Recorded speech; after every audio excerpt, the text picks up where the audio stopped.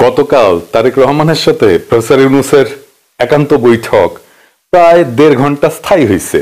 এই মিটিংটা ঐতিহাসিক ছিল, কারণ আমাদের যে আশঙ্কা ছিল যে বিএনপির প্রবল ভারতপন্থী অংশের সম্পূর্ণ করায়ত্তে চলে যাওয়া বিএনপির রাজনৈতিক কৌশলে পরিবর্তন আসছে, সেইটার আপাতত একটা মীমাংসা হয়েছে। প্রফেসর ইউনূসের সরকার আর বিএনপির মধ্যে দূরত্ব কমেছে, ইন্ডিয়ারে আপাতত দূরে ঠেলে দেওয়া গেছে, আমি বলবো না পরাজিত করা গেছে। এই অসাধারণ ঘটনায় মধ্যপ্রাচ্যের একটা প্রগতিশীল মুসলিম রাষ্ট্র এই ফলাফলে পৌঁছাইতে গুরুত্বপূর্ণ ভূমিকা রাখছে। অনেকে মনে করতেছে কোন দেশ, নামটা কইয়াই দিই, কাতার। গত পরশু ইরানে ইসরায়েলের আগ্রাসনের পর আমাদের শঙ্কা আর গভীর বেদনার প্রেক্ষাপটে এই সংবাদ আমাদের ভরসা যোগায় যে ইসলামী দুনিয়া আমাদের কনসার্নটা বুঝতে পারছে, আমাদের আশঙ্কাটা বুঝতে পারছে, আমাদের সমস্যাটা বুঝতে পারছে।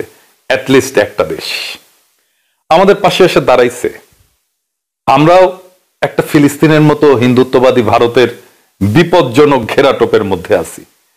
সেই ভারতের সাথে বাংলাদেশের প্রধান রাজনৈতিক দল, যেই দল ক্ষমতায় যেতে চাচ্ছে, তার কোন আন্ডারগ্রাউন্ড বোঝাপড়া বাংলাদেশের রাষ্ট্রের জন্য বিপজ্জনক। এই কথাটাই গত কয়েক মাস ধরে বলে আসতেছি। ম্যাডাম খালেদা জিয়া নিজে ইন্টারভেন করছেন, এটা আমাদের একটা বড় পাওয়া। একটা প্রতিবেশী দেশ আর একটা আঞ্চলিক পরাশক্তি আমাদের পাশে দাঁড়াইছে এই সময়, যাদের রাষ্ট্রীয় স্বার্থের জন্য বাংলাদেশে ভারতের উপস্থিতি বিপজ্জনক। তবে সকল অন্ধকার কিন্তু কাটে নাই। যখন পুরা দেশ এক হয় তখন ইন্ডিয়া অন্য চাল দেয়। আপনাদের মনে আছে না কিভাবে ইসকনকে নামানো হয়েছিল এই সরকারের শুরুর দিকে, যখন আমরা সবাই আসলে এক ছিলাম?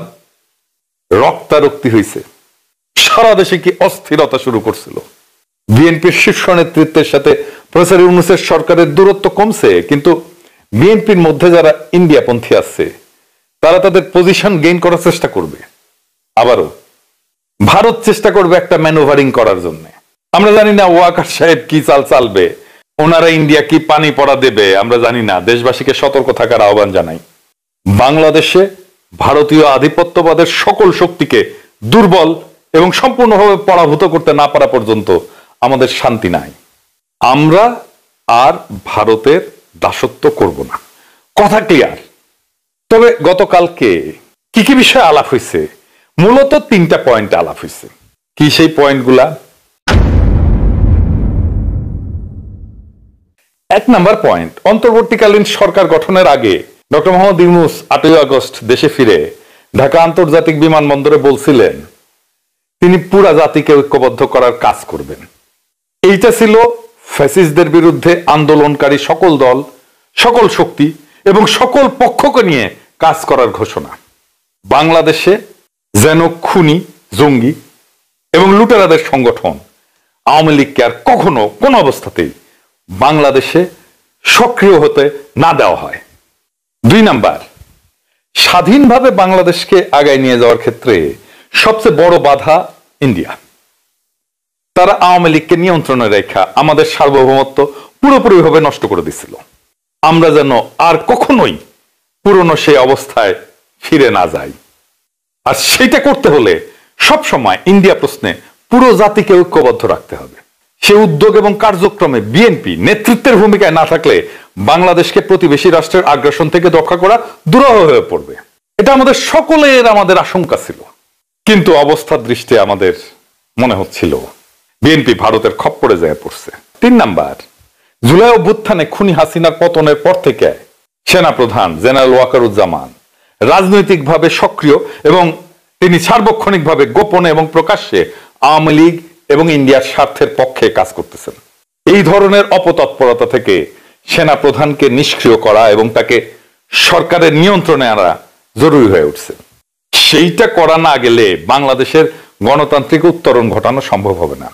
তার অসহযোগিতার কারণে অবাধ, সুষ্ঠু এবং নিরপেক্ষ যে উৎসব মুখর নির্বাচনের দিকে দেশবাসী তাকায় আছে তা কখনোই সম্পন্ন করা সম্ভব হবে না। আপনারা যদি যৌথ বিবৃতি খেয়াল করেন তাহলে দেখবেন ফেব্রুয়ারিতে নির্বাচন হতে পারে, যদি সংস্কার আর বিচারের পর্যাপ্ত অগ্রগতি অর্জন করা সম্ভব হয়। 2 জন মানুষ যেই মত ঐক্যে পৌঁছাইতে 1.5 ঘন্টা টাইম নেন, সেই মতের ভিন্নতাকে টক্সিক লেভেলে কারা নিয়ে গেছিল সেটা আপনারা জানেন। এরাই বাংলাদেশে ইন্ডিয়ার পারপাস সার্ভ করা গোষ্ঠী। খেয়াল করে দেখেন, তারেক রহমানের বিরুদ্ধে এক পক্ষ, আর এক পক্ষ প্রফেসর ইউনূসের বিরুদ্ধে কামান দাগা শুরু করছিল। বিএনপির সিনিয়র নেতারা এই কাজ শুরু করছিলেন, কিন্তু দুঃখজনক, হতাশাজনক।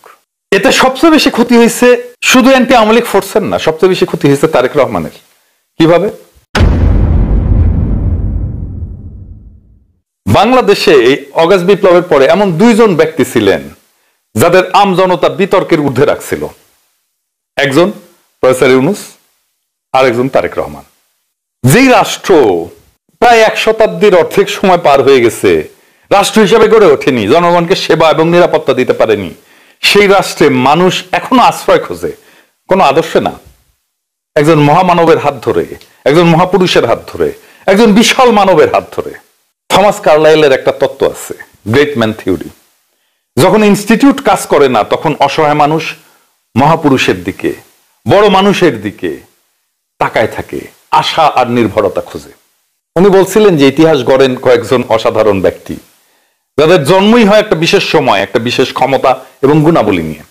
কার্লাইল বলছিলেন যে ইতিহাসের মোড় ঘুরাইছে মহাপুরুষেরা, বিশেষ ক্ষমতা সম্পন্ন মহামানবেরা। অর্থাৎ এমন কিছু মানুষ যারা বুদ্ধি, সাহস, নেতৃত্বের গুণ বা নৈতিক শক্তিতে সাধারণের চেয়ে অনেক আগায়।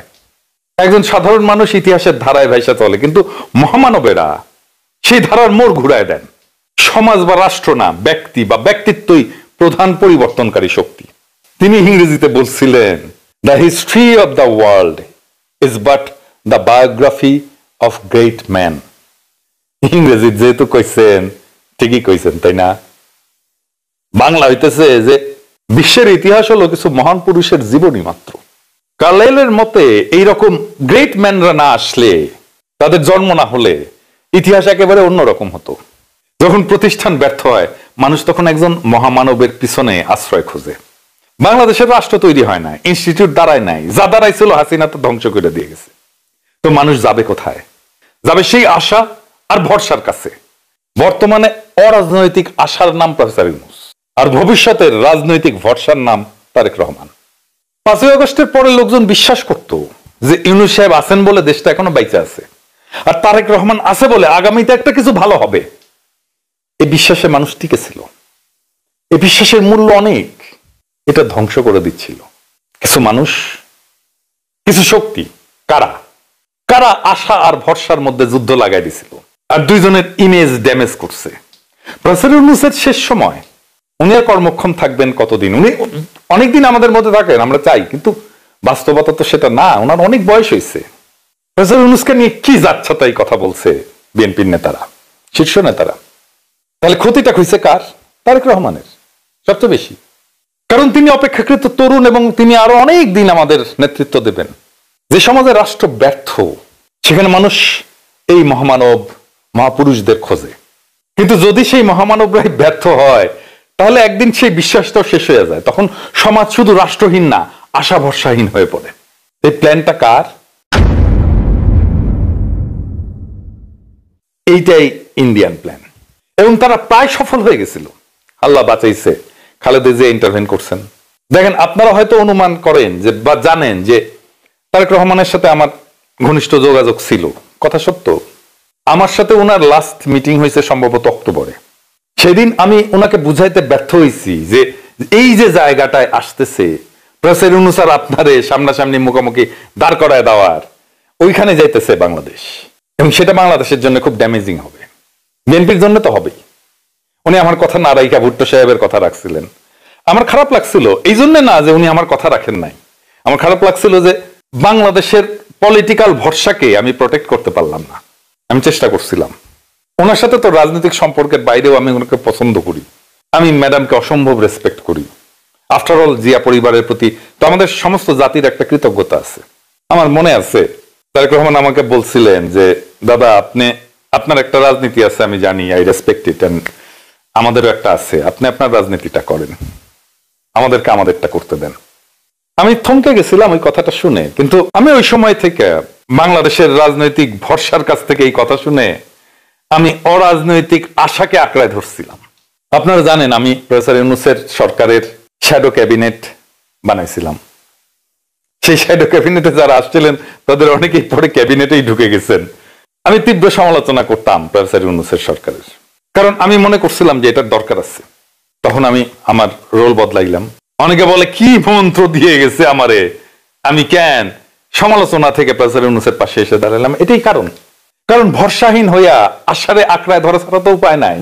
যারা আমাকে ঘনিষ্ঠভাবে ফলো করেন তারা জানেন, খেয়াল করছেন, গতকালের এই যে টার্নিং পয়েন্ট বলতেছে বিএনপি, এই পয়েন্ট নির্মাণে আমি নিরন্তর কাজ করে গেছি। আমি সামান্য হইলেও আমার শক্তি দিয়া কাজ করে গেছি। আমি ইতিহাসের সেই দায়িত্ব পালন করছি। এখন তারেক রহমানের উচিত যারা এই জায়গায় ওনারে ঠেলে দিছিল তাদের থেকে দূরে থাকবেন। আমার কাছে আসার দরকার নাই। আমি সবসময় আপনাদের শুভকামনা করব, দলে ওদের স্পেস দেবেন না, দলে ক্ষতি করবে তারা। দেখেন এই যে এই মিটিং হইল, এই মিটিং এর আন্ডারস্ট্যান্ডিং এর অন্যতম প্রধান কুশীলব ডক্টর খলিল, ওনার বিরুদ্ধে কি স্মেয়ার ক্যাম্পেইনটা চালানো হয়েছে।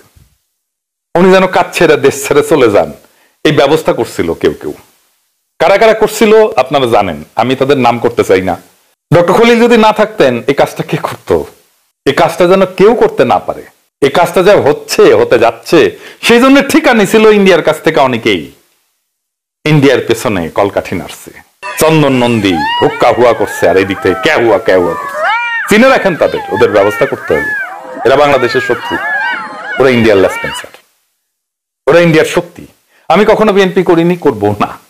বিএনপি ক্ষমতায় গেলে আমি বিএনপির সমালোচনাই করব, অপোনেন্টই থাকবো।